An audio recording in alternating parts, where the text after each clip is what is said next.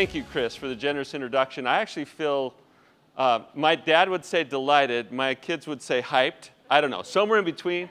I'm just excited to be with you guys. And I do know Chris, I know Greg, we spent some time with them over the years, and so I appreciate being able to come and do something in this community. So in the last year, I became a grandfather, so this is now, he makes it into all my pictures. This is my grandson, James, and what you care about is my contact information. So I brought way more information than you can possibly get in the time that we have allotted. So I'm gonna fly through some things, but I want you to be comfortable reaching out and saying, Brett, you said this thing. What did you really mean? Or I didn't quite get it. Or I don't know, I'm working on something else and thought maybe you'd have a perspective. So you're welcome to text me. You can email me. I'd be happy to be a resource to this community. Okay, I don't know if any of you know this person. Any of you know this person? Right here. I know Chris does, yeah. So generations of founders, right? Maybe this is a previous generation of founders. His name is Clayton Mask. He started a company here in 2001 called Infusionsoft, and it's now called Keep. Michael Hunter knows who this is because we work together at Keep. But anyway, Clayton, when I showed up, and I met Clayton, and I showed up at Infusionsoft, I'm going to use the word Infusionsoft even though they've rebranded. But when I showed up there, they were a 7-figure business, and they were growing. They had just raised their first round of venture capital out of Silicon Valley, and they were looking to scale.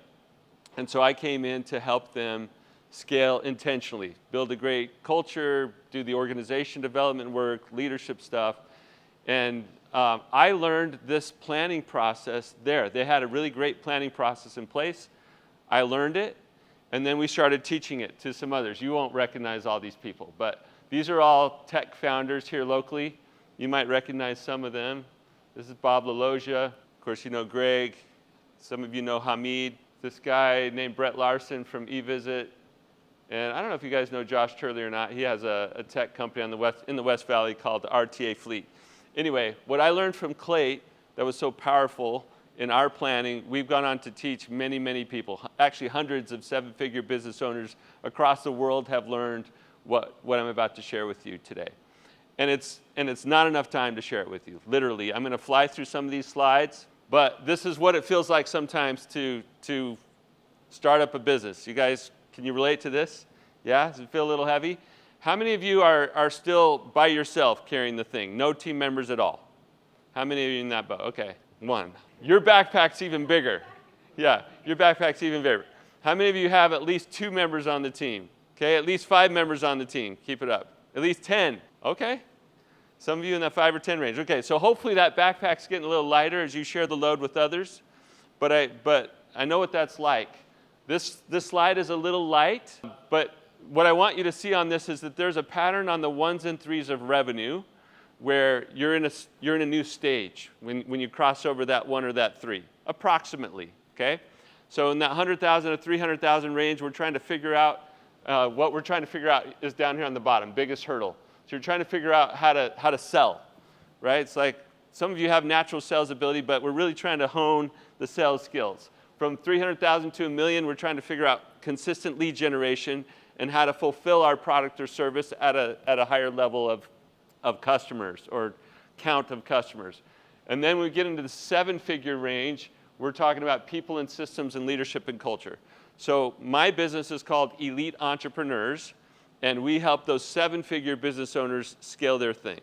We help them go from gritty, scrappy founder entrepreneur to capable business building CEO. Okay, that's what I spend all my time doing. That's just context for what we're doing today. By the way, it doesn't matter where you are in this stage's journey, the stuff I'm going to talk about today is relevant to you. It may not be the biggest hurdle for you, right? You may be working on how do I get more leads and how do I sell, but the planning stuff we'll talk about will help you get more clarity regardless of the stage that you're in. Make sense? All right. This is some framing, some mindset that I want you to be thinking about. You can't just expertly run your business. You got to figure out how to lead it. You have to figure out how to elevate above the day-to-day from time to time. So that's That's what we're talking about today, is how do I get time to work on the business, not just in it. We've all heard those things, but I'm going to teach you some mechanisms that you can use to get more clarity. Quick word scramble game. You guys like word scrambles or unscrambles? I don't know how you say that. Find for me the word here. There's two actually that I'm looking for. If you find a third, that might be extra credit. Who can find a word in this scramble here? And I'm going to try a different clicker. Okay, you're really close. Creative, yeah. Creative. Anybody find the other word? Reactive. Yeah, that's it. You guys are genius. All right, I'm going to get these mixed up, and Becky's going to hate me. Here we go. Let me try that. All right, reactive versus creative. Now, if I said to you before I put these two words up here, if I said, hey, what's the opposite of reactive? What would you have said to me? Proactive, right? That's just in our minds. I don't want to be reactive. I want to be proactive. Well, I'm here to suggest to you today the opposite of reactive is really creative. Proactive is just sort of anticipating how I would react. But I want you to think differently about your business. I want you to think about how can I create instead of just react. Same letters we're working with. There's just a different order of those letters. And if you allow me to be a little corny here for just a second, where's the one letter that's different in its placement? What was that? C. Yeah. In creative, C is on the front. Actually, it's in its proper place. I want you to see clearly. There's my corniness, okay? I want you to see clearly. When you allow the seeing to get lost in all the other letters, you become reactive. When we let the whirlwind of our business swallow up our ability to see clearly, we get reactive. So I want you to see first. I want you to put it in its proper place and stay in a creative position. Here's a visual that will help us. Oh, now my thing's not working. Okay, creative or reactive? Reactive. How many of you have been down to Rocky Point? A few of you. I grew up in Glendale. Okay, I'm a native here. And we would go down to Rocky Point for spring break or in the fall. And my first experience with waves, now, some of you are probably from California and experienced real waves, okay? Rocky Point, kind of little waves. But I remember being a kid and those waves knocking me over, and I felt like this. And I'm tumbling, and I'm getting up, and I'm trying to figure out which way is up and get the sand and the salt water out of my eyes and ears and mouth. And just about the time that I get myself resituated again, what happens? The next wave hits, right? Does this feel familiar as business owners? The wave hits. We're reacting. Okay, next picture. Okay, it's not yours. Something else. Mine has the same problem. Creative or reactive? I'm gonna position to you that this is more creative, okay? Same forces, same water, same waves, different experience. This person is on top of things, being intentional about how I'm going to use the forces around me. So a little bit of mindset stuff before we jump into the main thing. In order to grow your company, you've got to see some change in your business and in yourself. Okay, there's some organization development things that you have to do, and there's some leadership things that you have to do. And you don't have to subscribe to our models for these things. These are our elite entrepreneur models for how we teach these things. But the idea is I want you seeing yourself as needing to change from entrepreneur to leader and from startup mode to a more developed organization. Okay, those two things have to happen. I do have this resource available, I think, on our website. If not, you can email me for it if you want. This is just a meeting rhythm. So if you look at an annual calendar, how do we make sure that the right rhythms are happening so that we get above the waves and we can be more creative instead of just being knocked around by everything? Some of you are probably a little averse to having more meetings. I concur. I don't know that I love meetings. But what I do love is the clarity that comes when we step out of the day-to-day, we look around a little bit, we get clear, and then we go back down and say, okay, how are we going to move forward very intentionally? All right, so we're going to jump into the how here in just a second. A few more mindset pieces. I want to help you turn chaos and confusion into clarity and confidence. That's what good planning should do. A few keys to success, different viewpoints. Now, was it Vanessa? Yeah. So my one person that said, I'm by myself still. You need to get different viewpoints when you're doing this planning. So you're going to have to get friends, other people here in the community. You got to get different viewpoints. For the rest of you, don't go off and do this planning by yourself as the founder. Involve your team. You want to involve them. That's what makes better outcomes. You can see more clearly when you have more people looking at the thing. All right. You want to maintain a company hat, even if you have a functional perspective. How many of you here, are you all founders, or does somebody here work with a founder? Work with the founder. So do you have a functional hat? Like, are you a marketing person, a salesperson? Yeah. So you're going to bring a valuable perspective from your function, but when we go into planning, we're going to all wear our company hat. And we're going to use a valuable functional perspective. And when you involve your leaders, your team members in planning, they're going to bring that perspective of their function. You know that going in. So you'll value that they're bringing that functional lens, but you're going to invite them to think about, hey, we're looking at this from the company-wide perspective. Okay? So that's another principle I want you to have in mind. Whoops.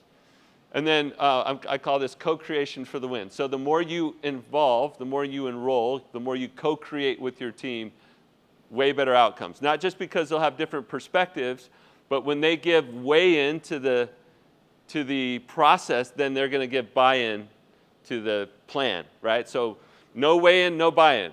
Okay, that's the shortcut there. You want to get them to weigh in. You want them to co-create with you so that they'll be bought into what you're creating together. All right.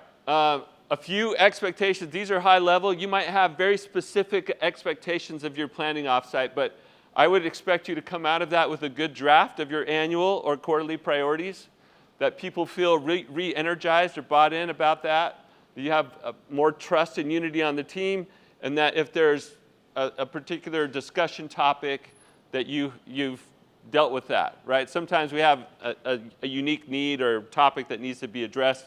That happens during the quarterly planning. So just think about these as your high-level objectives, and then you'll tailor them to meet your specific circumstances. I love having a parking lot. In fact, if I had visual aids today, they would be those poster-sized Post-it notes. You know what I'm talking about? 3M is getting rich off of me and my community, because everybody buys those big 3M Post-it pads. And you just put parking lot, the top of one of them, and you put it to the side. And during your planning, if a topic comes up that people get excited about and it's going to take you off the plan, you just write it on the parking lot. You say, hey, it's safe. It's here. We won't forget it. We'll come back to it. If there's time in the offsite, we'll come back to it. If there's not time in the offsite, we can plug it into another meeting.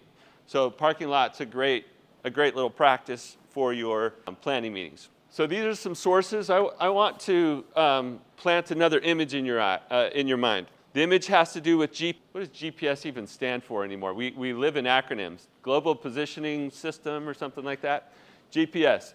What they do is they triangulate. GPS isn't a one source thing, right? They have different points of understanding, and they triangulate on the location. So that's what we're going to do in our planning. I want you to think about the future. I want you to think about the now, and I want you to think about the past. So we're going to triangulate with those different points of view to get the right perspective when we go to set our priorities. Make sense? So you'll see mission and mission goals as future, mission strategies future. Strategic issues, we're kind of looking around. We're seeing what is going on right now, and then we're going to look at the current or most recent priorities or the previous quarters, kind of look back. So looking forward, we're looking around, we're looking back. All right, these are the exercises. I'm going to take you through them, but if you want one snapshot that gives you, here's the structure, this is the slide, okay? So you can take a picture of it, you can write it down, you can recite it if you want, I don't care. But this is the structure we're going to walk through. I need somebody who's willing to be my timekeeper. Will you be that for me? All right, we leave right at 11 or before 11. So I probably need like a 20-minute warning before that, okay? Thank you. All right, so I mentioned those big stickies. Let's talk about some of these guidelines. Assign someone to scribe and to keep ideas flowing. If you're a planner of one, if there's one person or if there's 2 or 3 people, you know, some of this doesn't apply as easily. Just right-size my recommendations, okay? Please don't dismiss anything I'm sharing because it feels like there's a whole leadership team and I don't have a whole leadership team. Nope, you can do exactly what I'm telling you with fewer people. So right-size what I'm sharing with you for your current situation. But you would assign someone to scribe to keep ideas flowing. That's for each exercise. So when I was meeting with Chris Chumley and team at Campus Logic, I might say, okay, Chris, why don't you lead us in accomplishments? And he would be the one writing down accomplishments. And then we'd say, okay, Greg's going to do lessons learned. So we just kind of rotate it. There's a few good reasons for doing that. One of them is if I'm leading the offsite and I'm writing down everything, if I'm an outside facilitator, that works. But if I'm a team member, then I'm kind of stuck in the writing down mode. It does give me power of the pen, right? So I get to write down the things the way that I want. But I'm not contributing as well as the rest of the team because I'm trying to capture. So if you rotate it around, everybody gets to participate and everybody, it works. Just go with it. I promise it works. So it's a brainstorm. You're not trying to solve things during planning. You're just capturing it. Let me say this about the planning process. All we're doing with these exercises, we're sort of paying these exercises to take us from the day-to-day, take us from looking down and inward to looking up and out, to getting above things. So we're just using these exercises to get our heads in the right place to make strategic decisions. So it's almost less about the exercises. These exercises work. I highly recommend them. But you can do your own flavor of these. Just make sure that you have a consistent way of getting your team's heads out of the here and now and lifting up so we can see things more clearly and make better decisions. All right? You guys ready to get to work? Okay. This is what it looks like when you're done with the day. You're just wallpapering the space with all the exercises. Now, those of you who are very observant will see that I didn't have the 3M ones this time because I had to use tape to get these stuck up there. But this is an old picture. We just stick them up all over the space. So if I had a pad of them today, I would do one of the exercises with you. We'd rip off the next piece of paper and do the next exercise. So I'm going to take you through each of these exercises so you know what they look like. The time frame at the top is the recommended time you would spend on each one. We're not going to spend that much time on each one because we don't have that much time. But I am going to give you a flavor for what it looks like, okay? So we're going to start out with accomplishments. The key question up there is, what have you accomplished since your last planning session? If you're doing annual planning, I like to stretch the time frame a little bit. Maybe it's 20 to 30 minutes for annual planning. For quarterly, 15 to 20 is fine. But if I'm doing annual planning, I'm looking back over the whole year, and we're sort of just reliving all the highlights. We're saying, what did we accomplish this year? And it starts the meeting out on a really positive note. How many of you do the practice of positive focus on the front end of your meeting, or gratitude, or some way to start it off positive? A couple of you do that. I highly recommend it for most of your meetings. Definitely when you're going off site. You're gonna swim in positivity for this first 15, 20 minutes. Okay, so you're just gonna brainstorm accomplishments. Let's get a feel for what this looks like. I know you're not all part of the same company. You all have your own companies. But let's just shout out some recent accomplishments anyway. Let's just get a feel for this. So who had a recent accomplishment? Just shout it out. Contract signed. Contract signed, yes. Yeah, we all celebrate that, and I write it down. Contract signed. Great. Another one. Replicated sales process. A replicated sales process. Finally got that sales process. We write it down. Okay? So that's what you're doing for 15, 20 minutes. At first, people are just shouting out ideas. After a little bit, it starts to get a little slower, like we're having a hard time coming up with them. When that happens, I recommend just mentally going through and you facilitating the team doing this. Okay, let's think about some accomplishments that are going on in marketing. What about in sales? Yeah, you can kind of functionally go through the business or each team, each department, and call out some accomplishments. What's really cool about this is when one team member says, hey, Chris, didn't your team do that? Right? And they start recognizing each other. So somebody else is calling out an accomplishment on another team. It's a really healthy dynamic that happens. Okay? Any questions about accomplishments before we go to the next exercise? You good? Okay. This is what it looks like. Here's some examples. All right? I don't know how this works, this group works. It is getting recorded, so you can go back and watch some of it. I'm also fine with slides going somewhere that people can access. Okay? So there are some examples in here that you guys can go back to. Lessons learned is the next exercise. This is not, you see some bad examples here. Like, we learned that we're horrible at marketing. That's not a lesson learned. That might be true, but that's not a lesson learned.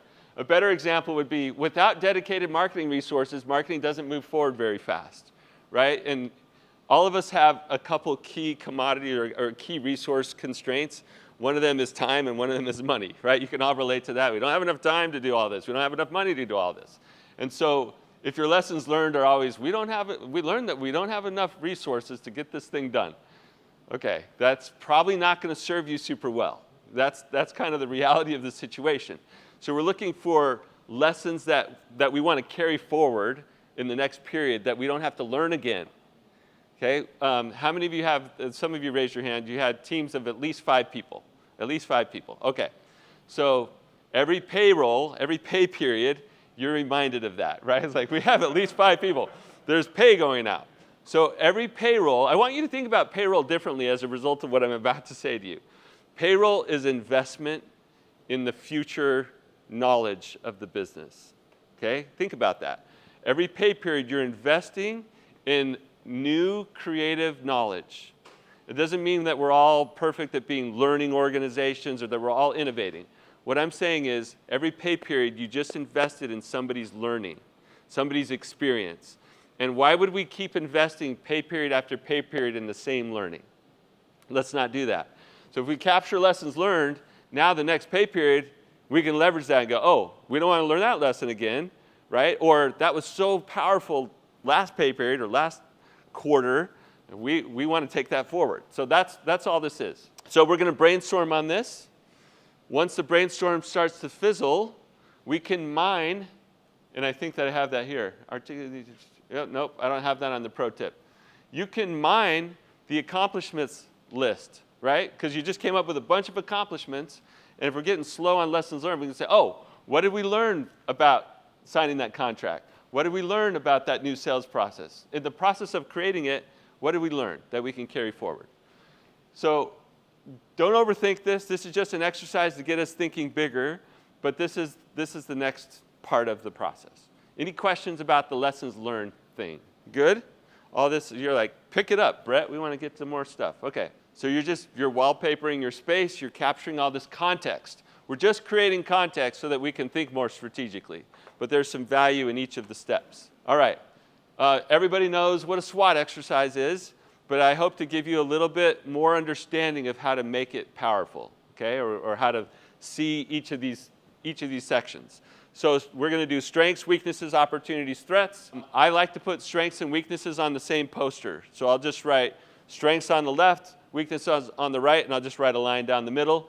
And we're just brainstorming. But this time it's more of a taking inventory. So here's the new thing I would say. Strengths and weaknesses are taking inventory. It's an internal looking thing. We're looking internally for strengths and weaknesses. Opportunities and threats, we're going to look externally. That's a framing thing that sometimes we don't always make clear, even though it should be kind of obvious. But strengths and weaknesses will be internally focused, and we're just taking inventory. So part of the challenge with a good SWOT exercise is keeping our team members emotionless, if that's a right way to talk about it. Like, how do we remove the judgment and emotion from it? And it's just like we're a reporter, just the facts, right? We're just going to write down the facts. So we're looking around and say, what are our strengths? Write them down.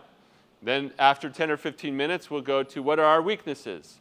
Write them down. If at any point in this process somebody says, oh, I thought of another lesson learned, no problem. It's up here on the wall. We can go and write down another lesson learned and capture it, right? So you can always go back. Yes? Where do metrics and data, Okay. with the soft side as you come into this, you keep that out purposely at the side there? At what point? Yeah, good question. I'm going to repeat it for the recording. Where does metrics and data come into this? I'll answer that a couple ways. One way is that if there's important context for your planning before you even go off-site, right? Let's look at some data and metrics ahead of time. Let's arm the team with some important context that way. Yeah, like a planning packet ahead of time. We used to call it we had this big QPD document, quarterly planning document, but it was like, hey, what's all the relevant data and metrics in advance? Let's consume that so we come ready to share that. Now, other data is better shared right in the context of the conversation. And so you'll have to make some judgment calls about, hey, what goes in the pre-work packet and what's better shared real time as we're talking about some things. So I mentioned that a discussion topic might be one of the objectives for your offsite. let's say you have a discussion topic about, I don't know, something to do with product or something to do with a new go-to-market initiative. Those aren't the normal topics in your planning conversation. They're just an important topic that we want to address during our planning offsite.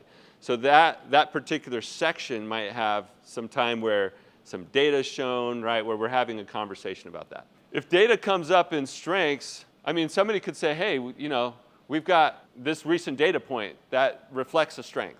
You can put it right in there, but usually I'm not seeing a lot of data and metrics show up in these exercises. Yeah. Maybe just to piggyback a little bit on that, let's take your example of lead generation. How would you go about solving potential conflict of views between, you know, maybe your marketing thinks that your lead generation is awesome. Just hypothetically, marketing thinks it's great, sales think it stinks, right? Exactly. Okay. So how do you go about that? Never happens, by the way. Yeah. Where data fits into that dynamic? So right now, we're not solving anything. Let me just reiterate. Right now, we're going to go through these exercises. Now, yeah, the marketing team might say, our lead gen is a strength, and another team member might say, I don't see it quite as a strength. Just like, where would you put that? Is that sort of a parking lot item? I would say early on, your team might have more of these challenges getting to that. But if you have the right folks involved, if there's a problem with lead gen, most of the time they're going to go, okay, we need to improve our lead gen. Chris, you have either a perspective probably to share. Data and where data can be helpful to this is if you have set certain goals, they're metric-driven goals. We have what we call our health metrics. What's the health of the business? We would look at those as part of when we have the accomplishments conversation. How did we do against those? Yeah. And then also, if we're doing really well in one of those areas, that might also be like, hey, look, the pipeline growth, try and take it out of the anecdotal. You'd be like, well, the pipeline growth was ahead of what we said. So, that's where data can be supportive. But I think what Brett's saying, what I've experienced is the conversations amongst your leadership team and the debates over whether lead gen is good or not, those are actually really beneficial. Yeah, and So it should take place during this exercise. Some of that. Yeah, I wouldn't stop and have the full conversation. If I were facilitating that, I would say, okay, noted. Yeah, noted. The marketing person saying it's the strength and the salesperson saying that's on the weakness side. I'll write it on both of them, no problem, because what we're doing isn't, we're not like writing anything in stone. We're not making any plans right now. We're actually creating the context for the right conversations. And if the right conversations are starting to begin in the context, we're like, okay, we are going to get to those conversations. I'm just trying to capture stuff and move on. So we're just capturing points of view. It's okay if they differ at this point. Okay? Yeah. So you see also like by doing those exercises, you have those different perspectives, and so you do also like streamline, okay, these are the things that are happening. You start to see some of those points where it's like, oh, we have an issue we need to address. Yeah, and we're either going to address it later in our priority setting in the offsite, or we're going to put it on that parking lot and say, we need another leadership meeting where we're going to address this different point of view. Yeah, very good. Yes. Not to derail this, but I think it's a great point. Like if you're doing this activity with your team, it's a great way to gauge, like, is your team working together? And you don't want to talk about it during that moment, but you just really want to be an observer. Like, who's kind of disagreeing, who's not. And it's not a good or bad thing. It's just a really good temperature check of what your team, your organization might be doing. And if you're struggling as a company and you can't get to these same points, then it gives you kind of a good opportunity to understand, okay, let's start here. Yeah, remember, and this is one of the key ones for me, for any planning offsite, is this unity and trust thing. We're trying to assess how aligned are we, how connected are we on stuff, and yes, we're setting priorities for the next period, but I'm learning a lot of things along the way about the strength of my team. Okay, really great stuff. By the way, what happens if you do a SWOT exercise every single quarter? You get good at it. Well, you do get good at it. But what, next quarter SWOT exercise, does it look significantly different from last quarter's? What's the tendency of some people, if it's like, we do this every time, it looks the same every time, what's a natural response to that? Transactional. Yeah. What's that? It's transactional. What were you going to say? You said check out. you start to check out or say, why do we do this? Why don't we just pull up the one from last time and move on? I'm telling you, it's not what's on the paper that matters so much. It's the process of building that together. And if it looks the same every time, it doesn't every single time. But a lot of it will, and that's okay. Please help your team understand that we're going through these exercises to collectively move from individuals, heads down, day-to-day focus, to collective brain, seeing things at a company level, more strategic thinking. That's all. We're paying these exercises to help us move from operational day-to-day focus to an individual to collective, bigger picture thinking. That's all we're doing here. So don't get bored with this. These exercises are going to feel familiar quarter after quarter after quarter. But this is the stuff of greatness. This is what makes the teams that win because they do this every single quarter. Okay? I would also assume that if they look too much alike quarter over quarter, that means that you failed your strategic. Well, we're not making progress, right? Exactly. Yeah. They shouldn't look exactly the same, but you'll see themes come up again and again and again. And by the way, let's remind our team, hey, if we choose not to make any progress on this because we're so focused on that then we're going to expect to see that show up again the next time. And we're not going to feel bad about that because we chose to do this. So, yeah, great stuff. You guys don't need me up here. All right, weaknesses. I don't know that I need to say much more about this. Remember, take the emotion out of it. The more mature your team gets at this, the easier it will be for them to say things like, in my department, this is a weakness. Whereas in some teams, you're protecting your ego so much and trying to put up this face of like, our department's killing it. But this is a chance for us to be real and to say, this is a weakness right now. And we need to solve that together. Yes, the functional leader is there to help make things right in that function, but it doesn't mean that they're the only person that can have a brain about that and that they can't admit when there's something off. What do you do about people who are stubbornly holding on to data that was disproving some of the things that they say is all great and wonderful? Yeah, I'm going to point back to something that Chris said about health metrics for the company, like the company health score. And if one narrow view of metrics shows a pretty picture, but the overall health or the objectives we have aren't happening, let's just be real about that. And if you want to talk about specific ways to help a leader who's refusing to see something, why don't we connect on that afterwards, okay? All right, so strengths and weaknesses. We're going to turn our attention outward, opportunities and threats. There's some category things up here. I don't know, let's shout out some opportunities, because I didn't want you to, we didn't need to get into strengths and weaknesses too much, but let's shout out the types of opportunities that you might notice. The leads are no good. That's not an opportunity. That might be a weakness, right? And sometimes you have to say that. Oh, let's remember, that's an internally focused thing.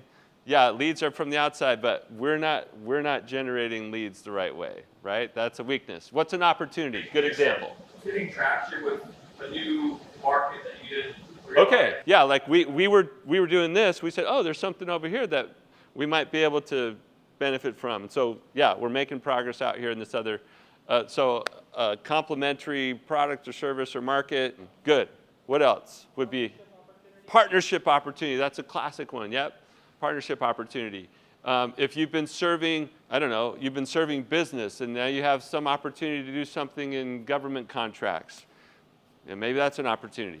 So expansion to a new market, a new geography, all sorts of opportunities, but they're external in nature. It's not, we have an opportunity to improve our systems, to get better visibility into whatever's going on. That's internally focused, okay? So just make sure you keep it externally focused and you're looking at possibilities here.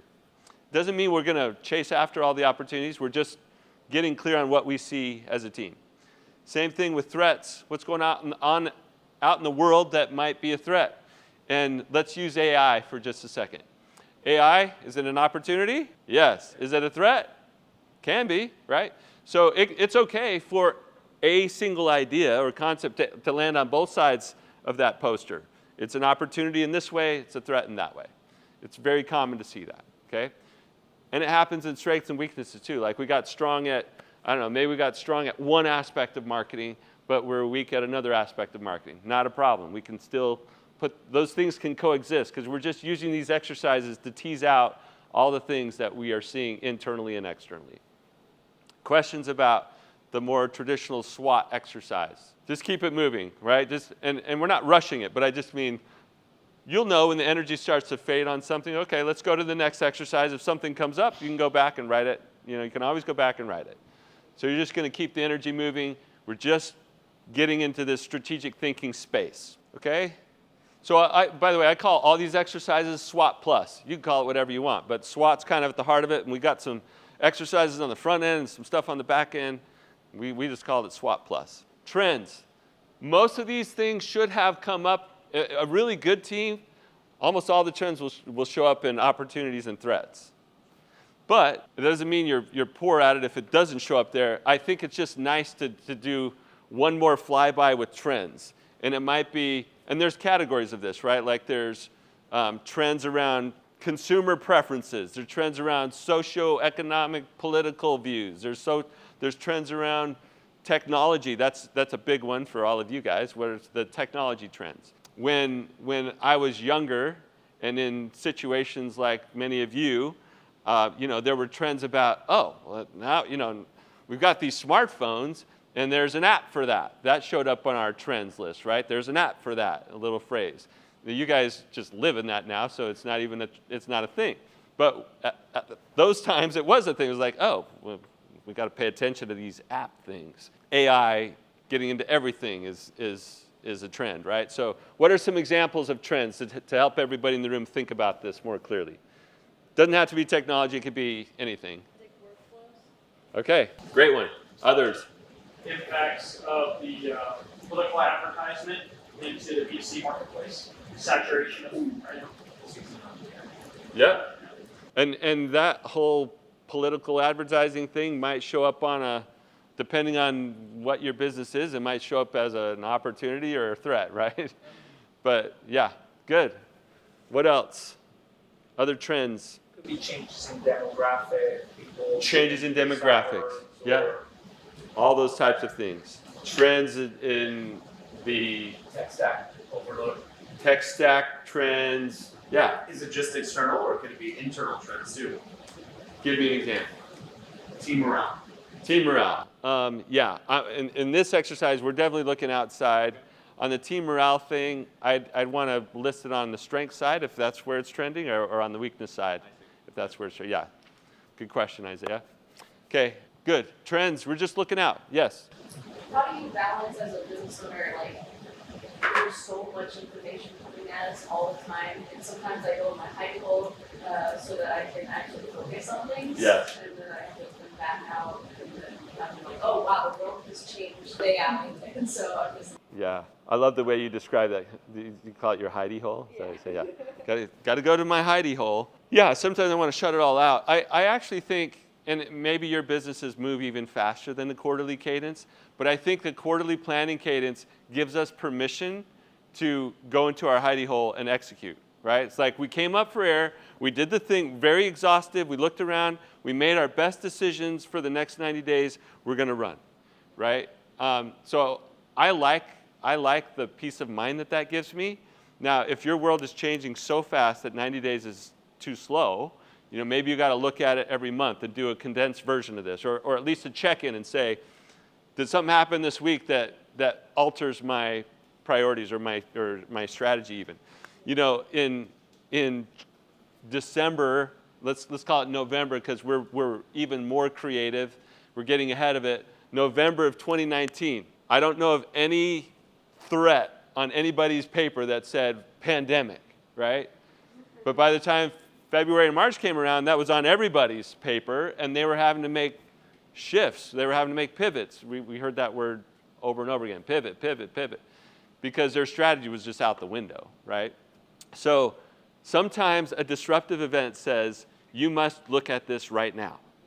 Outside of that, on the whole, I think this quarterly cadence gives me an opportunity to be intentional with the right people, get clear, and then let's go run.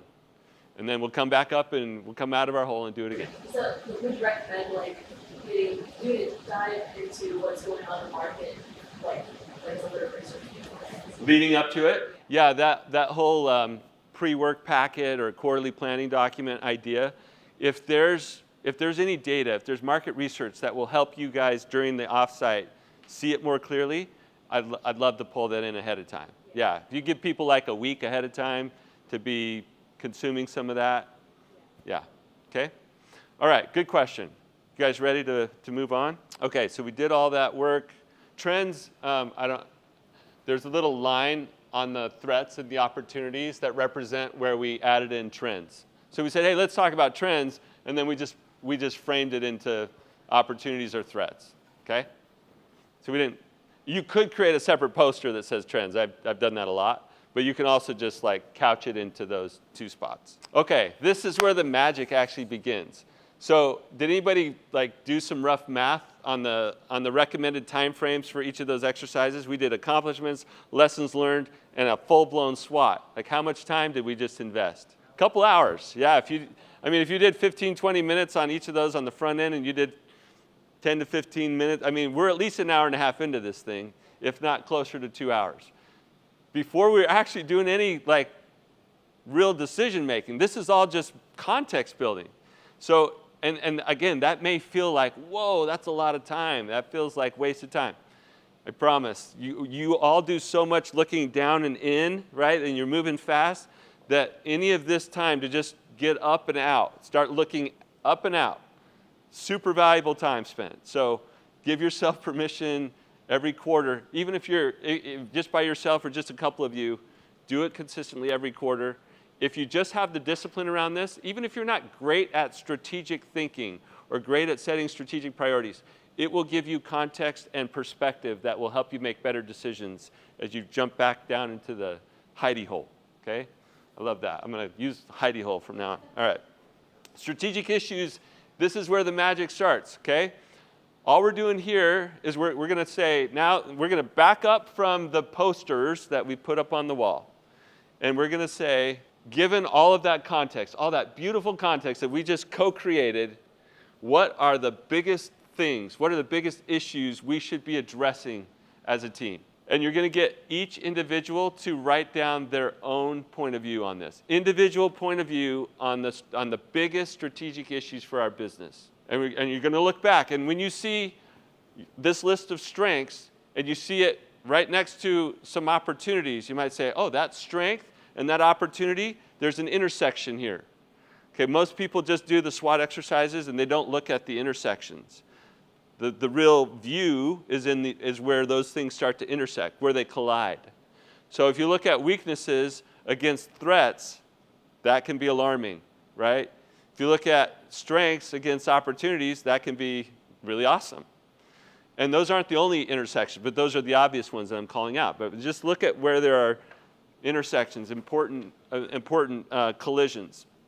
But you're giving every team member an opportunity to form their own point of view on the most important thing for us to be addressing right now. And I want them to write down their top 3, actually. And so this is formed very specifically. This is the format right here. How do we X given Y?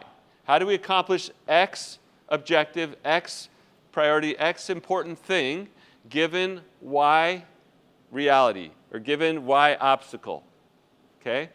And there can be multiple Ys. It could be like, how do we, and I think there might even be an example of here. Okay, how do we leverage our event muscles to close more business given our events have been focused on current customers with few prospects in attendance? That's one why, but there might be another why, like given, close more business, given, yeah, why am I stumbling on that? Think of another reason that might be hard to accomplish. Like we're really good at events, we want to close more business with it, but our events are focused on our current members instead of being outward facing. Well, how about maybe we just don't know how to sell from stage? I don't know, maybe that's a given. So anyway, you get the point. There are multiple reasons sometimes why the objective isn't happening. So So the event strategy, for example, instead of having a booth, sometimes the best thing is not account executives, but send SDRs, just walk and you pay the walk-in fee. And you end up generating more leads that way, which is something we're doing. Okay, and maybe that's just like, given our strategy has been on a booth instead of A presentation in a booth. yeah. We're not going to spend all that money, so there's an immediate savings there. That's a win for the business. Yeah. And now you're going to send SDRs, which is going to be a lot more. So that could be a good given.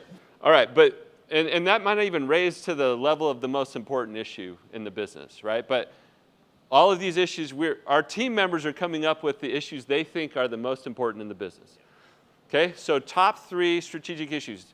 Now I give them somewhere between 5 and 10 minutes to do that. I just have them look back through all of the wallpaper we created. We had all this great rich context. Given all of that and your own point of view, what are the most important things? So I have them write out the full question. How do we do this thing given that thing? Or how do we accomplish this while Y exists? And so they write down their top 3. Now, this is an important part of the process. Each person has 3. So I'm gonna go to each person. I'm gonna say, hey, what is your number 1 strategic issue? And he's going to tell me. Let's see if I think I have this in a visual format here. Okay, just pretend that doesn't matter. Okay, how do we X, right? How do we accomplish X given Y or while Y exists? And I just write a line right down the middle. And so the first person said, how do we grow our customer base given we have no lead gen magnets, no funnel, given that our high-priced entry product? So those were 2 givens. So I went to the first person and he said, how do we grow our customer base given no lead gen magnets or no funnel? By the way, this was our real sheet when we spun. My Elite Entrepreneurs business was born inside of that software company, inside of Infusionsoft. And so it was in this lovely safe harbor. We could just sell to our current customer base. It was awesome. Well, in February of 2018, I bought this Elite Entrepreneurs business and we spun it out. And all of a sudden, it was like, well, we have 0 marketing. We don't even have a website. We have no funnel for it. This was our real strategic issue. Okay, but the first person said, how do we grow our customer base given we have no lead gen magnets, no funnel? And then as the leader of this section, I will say, did anybody else have a similar one? Okay, this is important. I don't know that the slides quite address it. So if you're starting to tune me out, please come back. You're going to ask the whole team, did anybody else have one around growing our customer base? And someone says, oh yeah, I have one. But the given was, given our high-priced entry product. They're like, okay, I'll add that. Then I ask again, did anybody else have another one similar to this in any way? And somebody might say, well, I had somebody kind of like this. So you're just assembling the ones that are similar. And then when you're done with that, when you've processed that number, that first one, then you just draw a line across it. And then I go to Isaiah, what was your number 1? And he said, oh, how do we maintain customer experience given we're shorthanded? Remember how I said we don't have enough time, we don't have enough money? It shows up a lot in these, right? Okay, we're shorthanded. How do we do it? So, okay, I write that down. How do we maintain customer experience given we're shorthanded? And then I'll ask the team again. You guys know the question. Did anybody else have one like that? And no? Okay, draw a line. Okay, so that's how this, I didn't draw the lines in advance. I wasn't trying to create a grid. That's the way we're processing these. We get it all the same or similar ones together, and then we put closure to that idea, and we go to the next one. But then I go to the next person. What was your number 1? And by the time we exhaust everybody's number 1, then I go back to the first. What was your second one? Oh, my second one's already covered. Okay. What was your second one? So you're getting everybody's individual point of view one at a time, and you're processing them as a group. So I'm not asking the first person, give me all 3 of yours, just their first, just his first. Okay, and then we go through. So that way we're getting a sense from the team on the most important issues in the business. Okay, what was your question? I was curious, I know this is really obvious, basic question, for example, it's not great, but given if you don't have a website, and that's obviously that could be considered a roadblock, but also be considered to be something that's just how do we basically address or tackle it versus literally not having any money or cash flow or time. I think that it's really about prioritization. Maybe that comes a later step. Yeah, we're coming to that. Yes, yeah, great point. So, yeah, not all of these are created equal. You're co-creating, you're inviting the team in. Sometimes, little heads up on this. Sometimes as the founder, as the owner, you will hear somebody's idea and say, you're missing the boat completely, right? Like you're missing it. And this is not to come out in your facial expressions, in your words, or anything. No, not at this point. Okay, not at this point. Okay, thank you for keeping it light, Isaiah. We're co-creating, and that involves, this is muscle building for the team together, and for some people it's very developmental, right? It's like we are benefiting from these exercises to develop people up. Okay, we didn't even talk about that benefit at the beginning. There were some off-site sort of objectives I put up there, like a draft of the plan, team unity, right? Well, like all of those things are right. And we're developing people and the team in the process. It's real. So we put it all up there. We'll get to the prioritization, okay?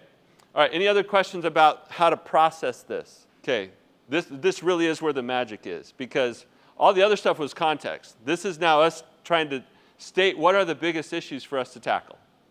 That's what we're getting to here. All right, so there's a typed up version with other examples in here.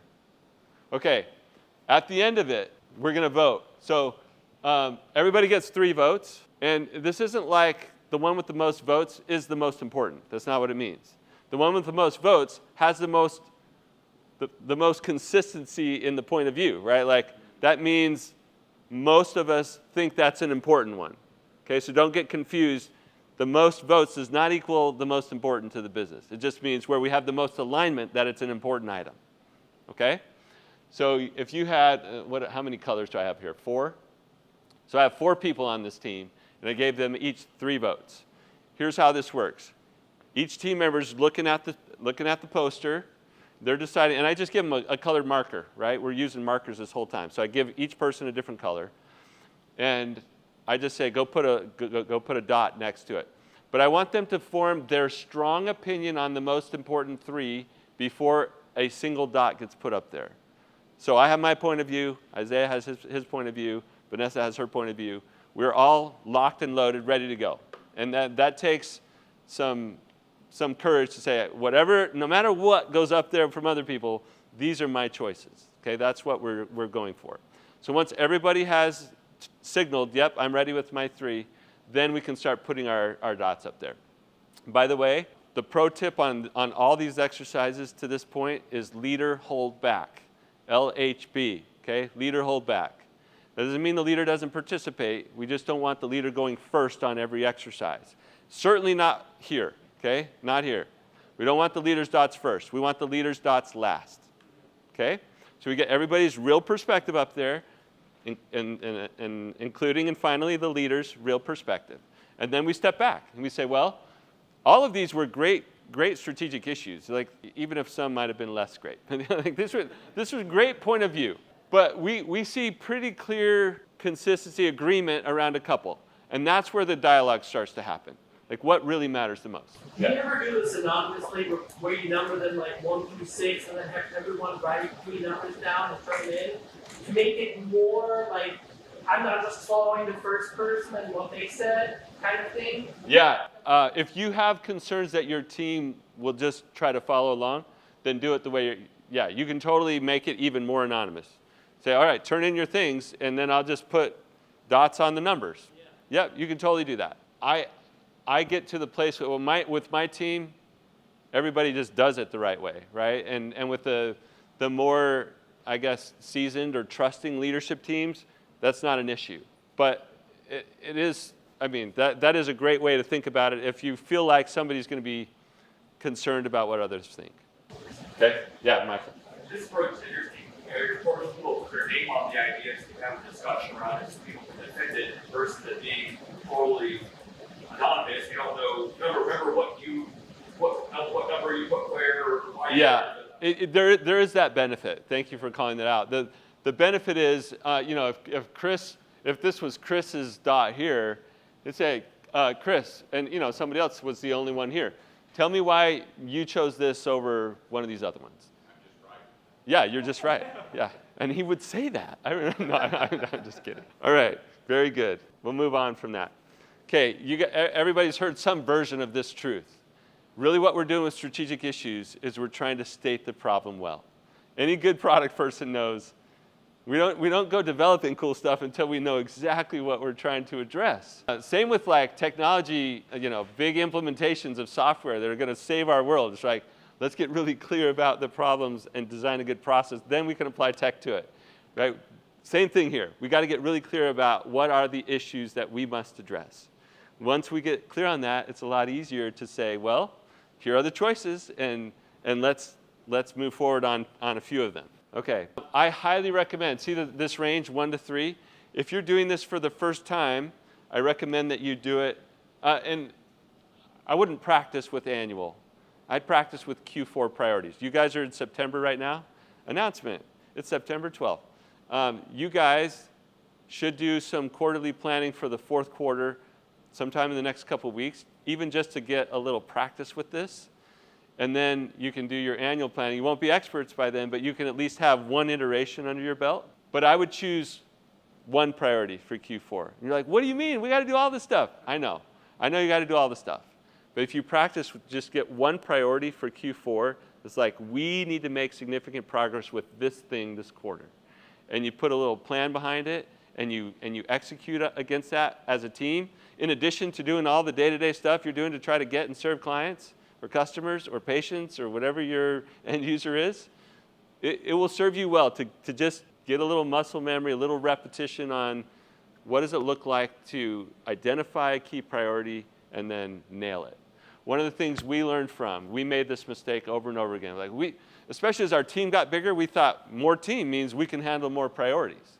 And we would do 3 to 5 priorities, right? We got 5 priorities because all this matters. We're going to get it all done. And we would spread too little effort across too many things is what would happen. You guys have all heard like a mile wide and an inch deep. If you're thinking about water's impact, water's powerful. I started with that analogy, right? Water's powerful, but you get way less power out of water when you spread it out. And if you channel it, if you take that same amount of water and you channel it, you push it through a narrower space, you get a lot of power out of that. So that's what we're looking for out of these priorities. So when we come down to like, how do we choose? Well, we had a candidate list of priorities, but we're whittling it down till we get to the ones that matter most. And that's where the rich discussion matters, right? Because the context is good, and we got all these great ideas, and there was a disagreement about the quality of our leads. Is that the disagreement we need to be addressing this quarter?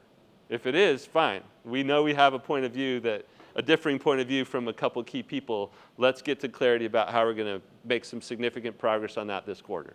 If that pales in comparison to some of these other candidates we're talking about, then we look at those leaders and say, it looks like you guys have some locking arms to do over the next little bit. Like, go run your functions and partner better. But as a company, we need to focus our collective efforts on something else. Okay? Yeah. So, do you ever organize them like sort of categories? These are the kinds of things that will generate. These are the kinds of things that will differentiate our brand. So I've been involved in big companies with prioritizing. And so you define them certainly, hey, this is really cool, this is awesome, this one closes deals, this is really awesome, and so do you ever factor that in? Yeah, so to answer that really well, so pick a strategic issue, right? What is the strategic issue we're trying to address? So if it's like, we got to go drive more sales, your example was great. It's like, these are all good ideas about generating revenue, but this is the fastest one, or this is the one that has the most potential. So you're going to use your strategic issue, and you guys all sort of voted on what are the most important issues for us to address right now. And when you pick the first one, being the first one, that's where you're going to put the most energy about what's the best way to solve that. So let me finish this slide, and I think we'll get to that. So for every priority, you want 3 things. You want a title, an owner, and some success criteria. Okay, success criteria would be measurable. Like, how do we know at the end of the period, whether it's the quarter or the year, that we actually did the thing that we set out to do? Because if we're just like, we need to improve lead gen, how do we know if we did it? Well, it got better than it was today. But we need a better measurable thing that lets us all know, did we win? So that's any questions on that for the annual priorities? Yeah, Chris. I was just going to echo what you said a little bit. I think that one of the worst seductions for an executive team is the number of priorities. I worked for a big company, DeVry University, where we used to joke, we prioritize everything. Everything's priority. We're great at prioritizing. But if you want to build a culture of execution, you do fewer things and you do them better, or you do them faster. And so your advice to like pick that one thing we're going to do, that's how you start to build momentum. Because the power, the psychological power that will happen in your executive team is, hey, we did that. We worked together and we did that. Yeah, we called our shot. We declared it. We said we're going to do that. It doesn't mean that there's not lots of other work going on, right? There's a whirlwind going on all the time of things we got to be doing. Yeah, we got to be getting leads, we got to be doing all these things. But if as a leadership team, you can decide what's the one thing we can do this quarter that will most move the business along, and we do it. Like, it's the same in product development. Product development falls into this trap all the time. Like, oh, we're gonna have a roadmap. We're gonna do 100 things. Boil the ocean. Yeah. And we always have more ideas that we can do, and do one thing and do it right, and you'll win way more. Yeah. But we all think our culture is the more items are on my to-do list, the more productive I am. Right? That's just our culture. And know too that when you're an executive team and you start to get bigger and bigger, every time you pick a priority, it cascades through your organization. Right? So you are creating, you're driving focus for the organization. So if you come out and say, we have 10 priorities this quarter, or even 5, where people will say, like, well, 3 is pretty good. I'm like, no, 1. And we'll get it done. And then then I would always tell people, and if we get it done before the quarter's over, we'll pull something in. We'll move to the next one. But let's finish. Let's finish. Be finishers. Yeah. Yeah. That's Great ad. Yeah. But where does that happen between the step we saw before, where sort of you as the founder step back? And This step here. yes, exactly. So the point here is that you as the founder, that ultimately should be the one that signs off on the strategic priority of the board. At this phase of the exercise, step back and observe what your team is picking. Where do you come in between this phase and following what we actually set the priorities on? Yeah. So you're the one that calls the shots. So you're the one that can go out and say, guys, I understand that on number 1 and number 2, everybody thinks the top priority, but our top priority is going to be number 2. So I'm going to attempt to say this from the place of as much love and care as I can. Okay. The longer you stay in a place where you are the founder who calls calls the shots, the harder it's going to be for you to assemble the type of team that's going to get you where you want to go.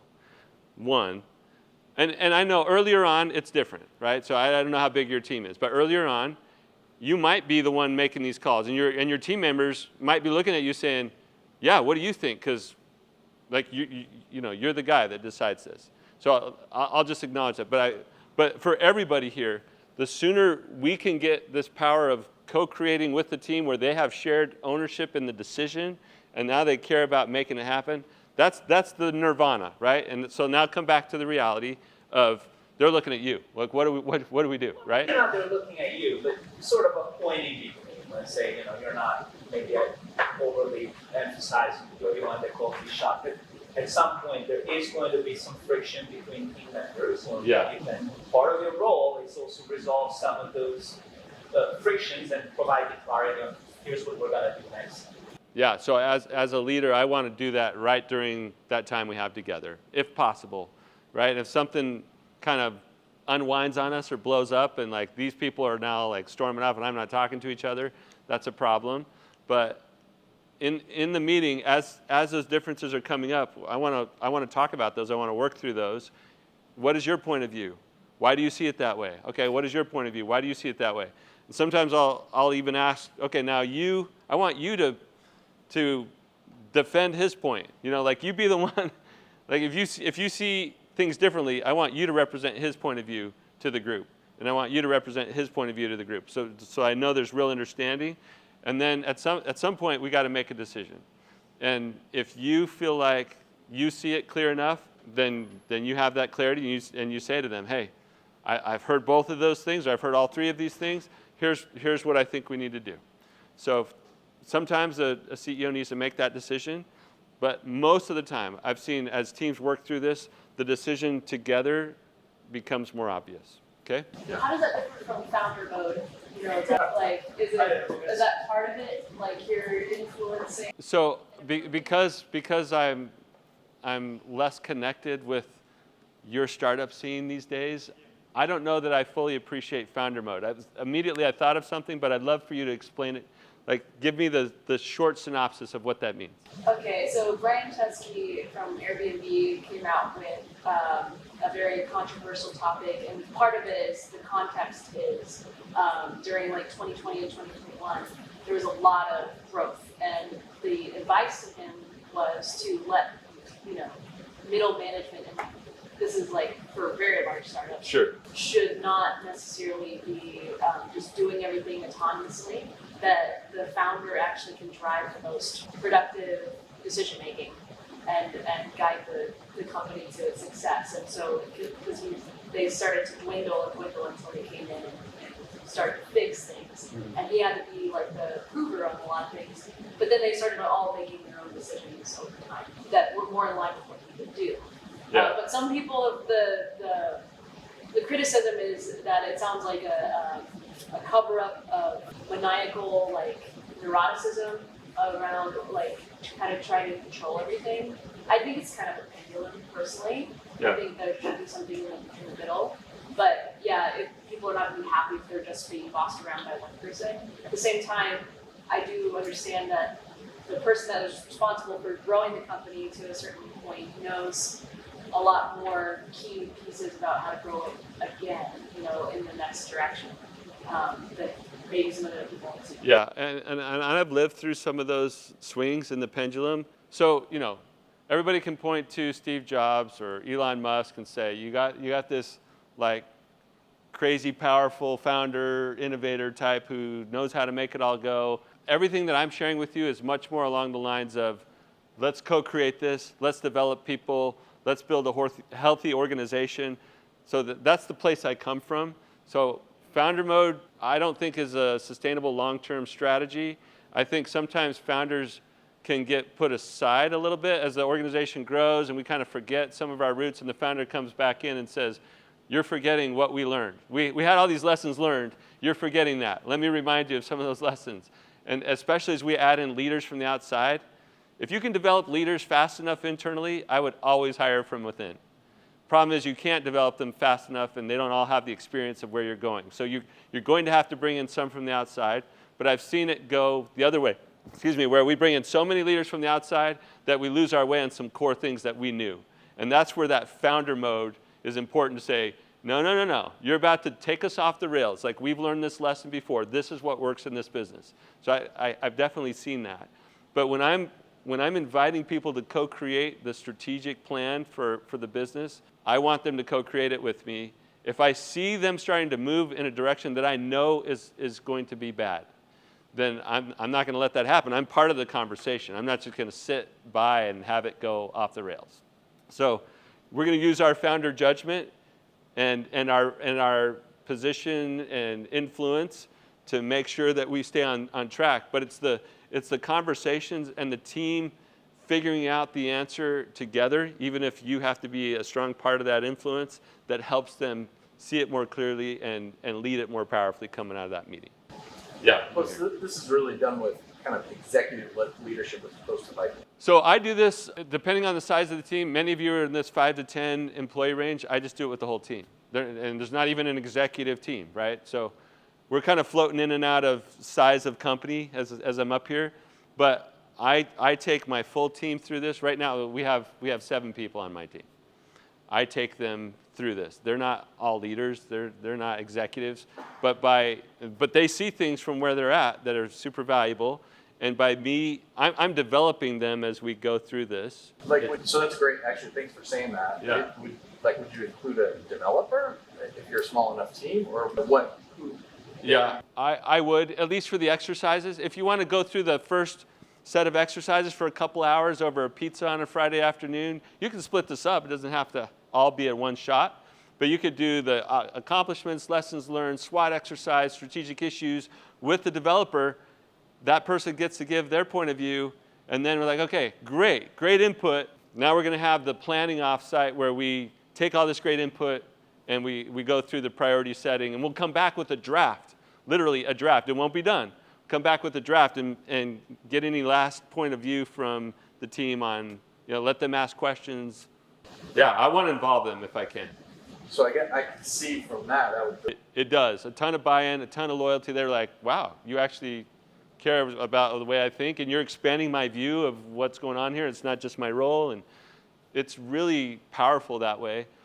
Some developers, because I've been in software, some developers are like, please don't bother me. I just want to be in a cave. I'd still try to pull them out and say, hey, just for these 2 hours a quarter, I want you to see things from a higher level. They will perform their role differently having a broader view.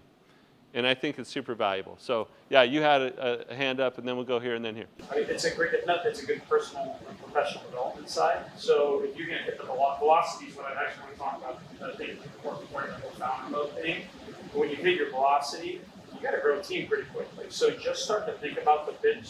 Even if you don't throw the whole exercise at them, letting them see what that looks like and have a view gives you a bench to start working off of and start identifying talent as they start to grow. An aspect we talk about up in Flagstaff this week, with founders, we're talking about the founder mode thing.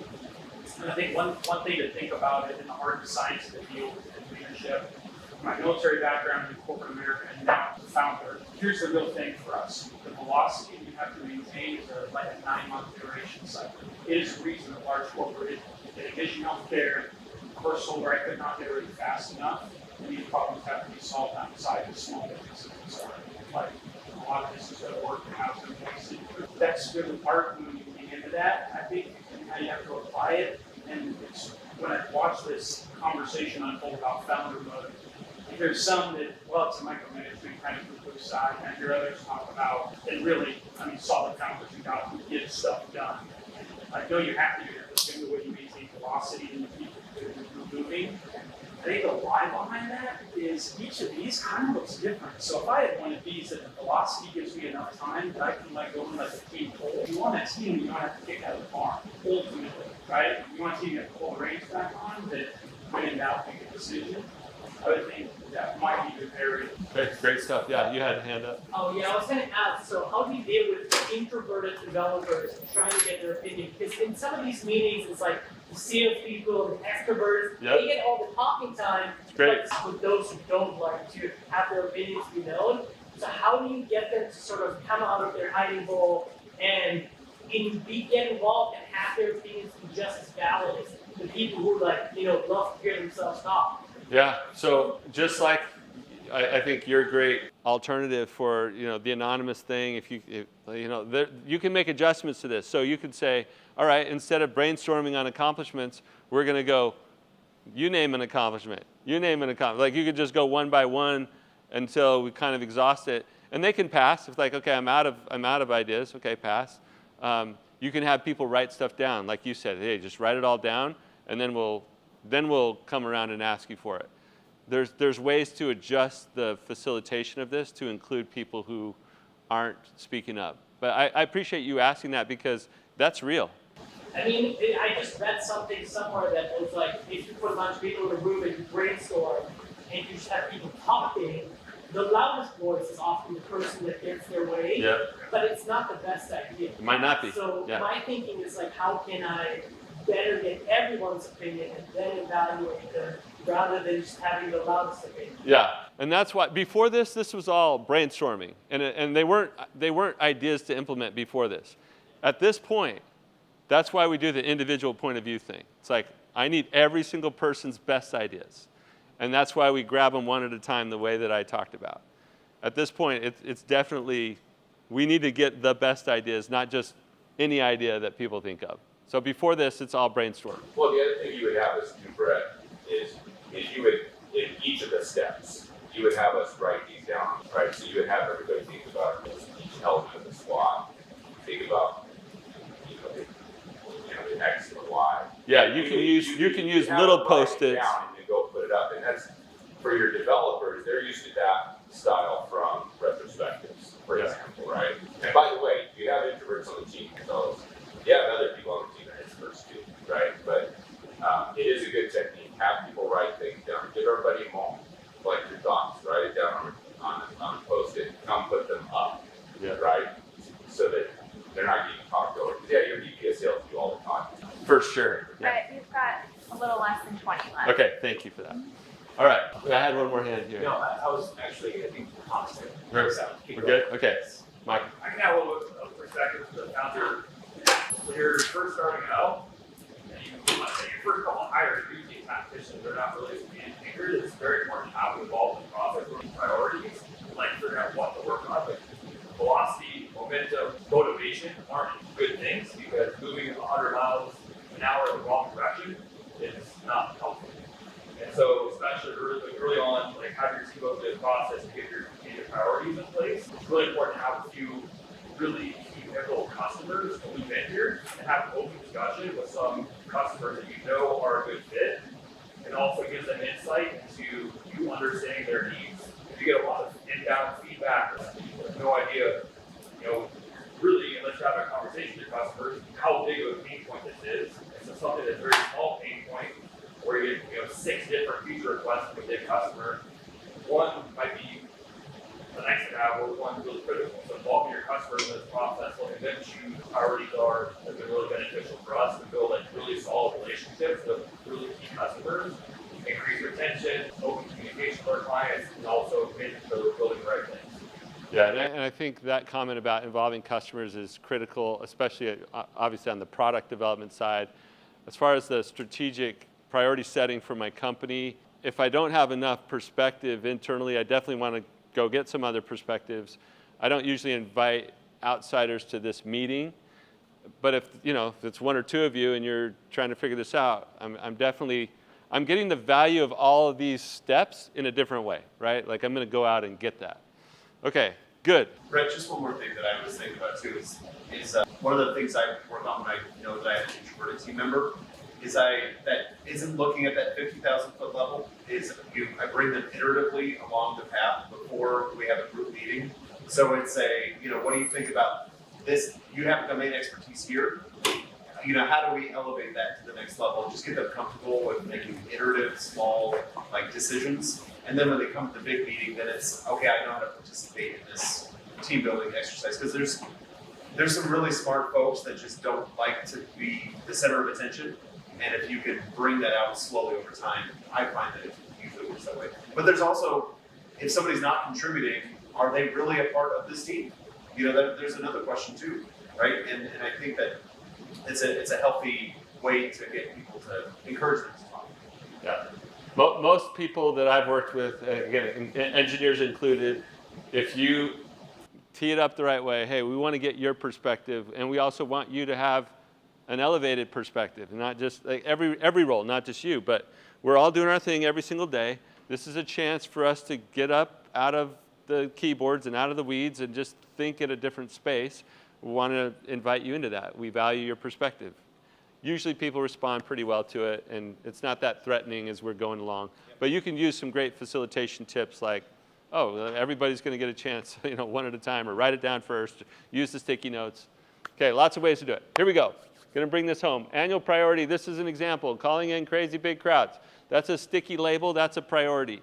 You want something that's memorable. It's hard enough to stay focused as it is, but if you have these really long, hard to remember labels for your priorities, it's worse. So calling in crazy big crowds is the example here. We have an owner, and then here's how we're going to know if it's successful at the end of the quarter or the end of the year. This was an annual priority. So at the end of the year, we would know by these criteria. Okay, now, for every quarter, you're going to have 1 to 3 priorities. And I was saying earlier, I think you should practice your first time around with 1. Just get 1. Get it done well. Same idea, though. We're going to have a sticky label or a title. You're going to have an owner. If you don't have an exec team, that's fine. Pick the obvious owner for it. If that needs to be you, that's fine. But you want an owner who's going to champion the focus and the progress throughout the quarter, because you are going to get distracted. Okay, here's a master of the obvious moment for you. Okay, that's what sometimes I call myself, master of the obvious. Human tendency is to drift. is to get off course, is to forget, is to get distracted. That's human tendency. You're fighting that all the time with your people and yourself, okay? So we need somebody who's going to remind us throughout the quarter when the day-to-day stuff is pulling at us, don't forget, we said we were going to do this thing. We called our shot. We declared this thing. How's it going? And they're bringing the team's focus back to this periodically, not every single day, not every hour, but on enough of a cadence that we're moving that thing forward so that at the end of the quarter, we can look at the success criteria and say, we did that. Is there one role in your organization that's a better? I mean, if you have the luxury of having a big enough team where I've got like a strong operations person or like a project manager type of person, they're great at that stuff, right?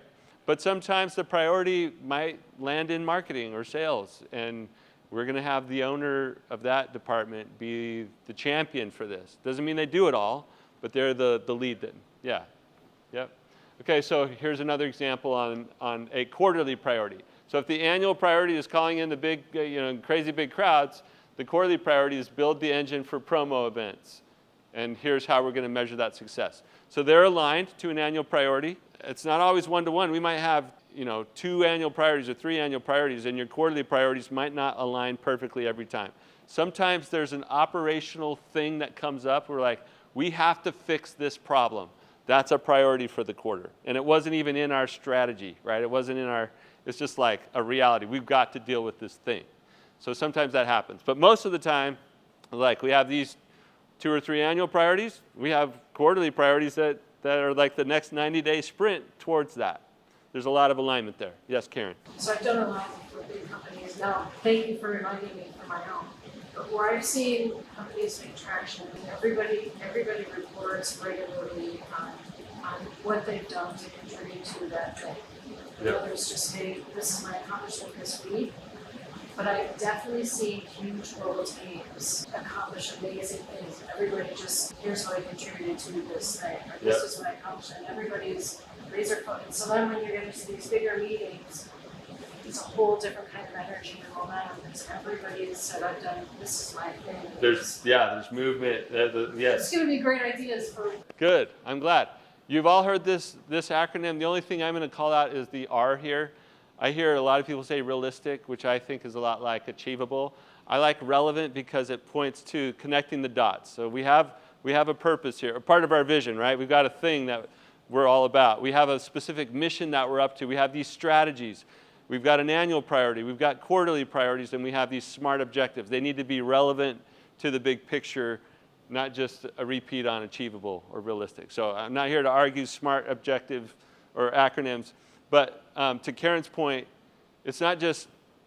I don't want every department, every team member kind of figuring out how they're going to contribute individually, necessarily to some plan. I want to get the plan in place and figure out what do we need from which teams and which people, and then let's create a bunch of smart objectives around it.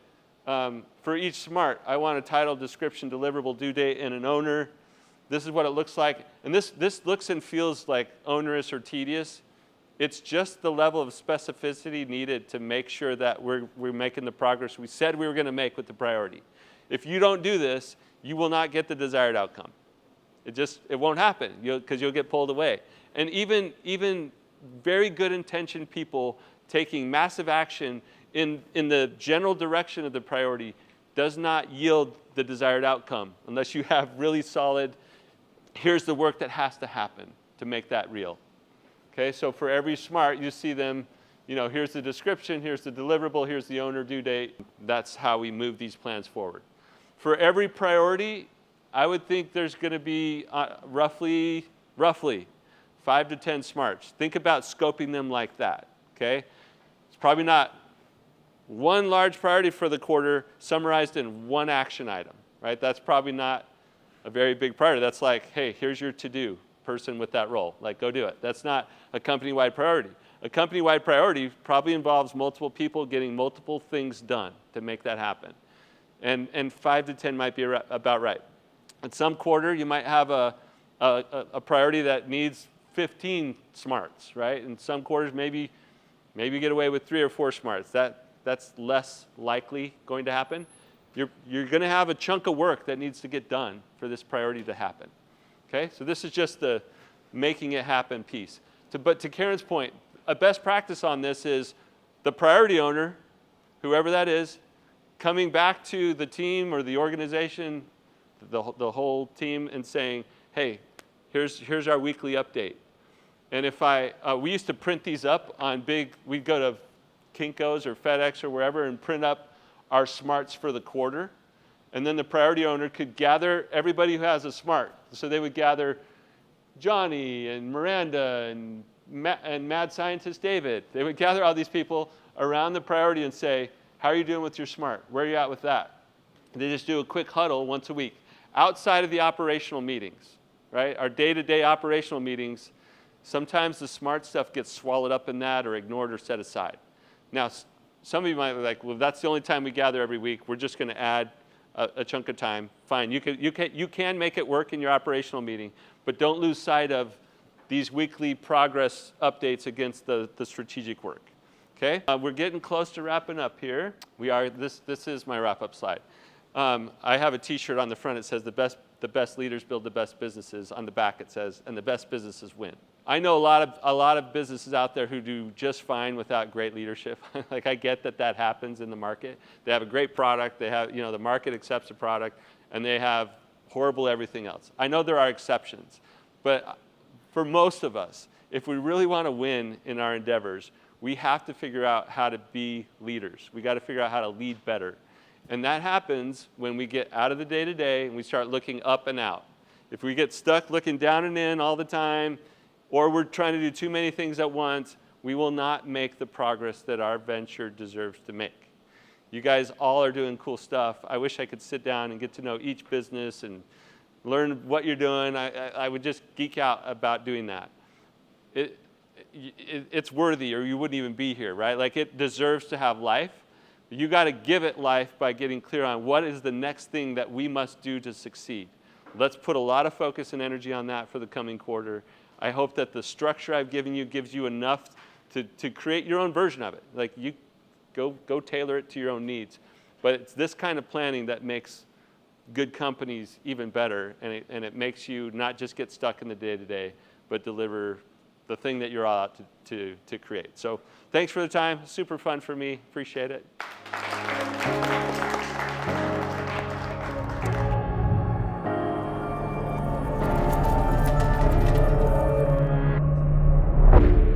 I'm going to let Brett give his intro and kind of his detail, but I just wanted to share a little bit of my experience with Brett. So in 2015, I was working for a company called Campus Logic. The year prior, I had moved to Phoenix from Denver to join Campus Logic to lead product and operations.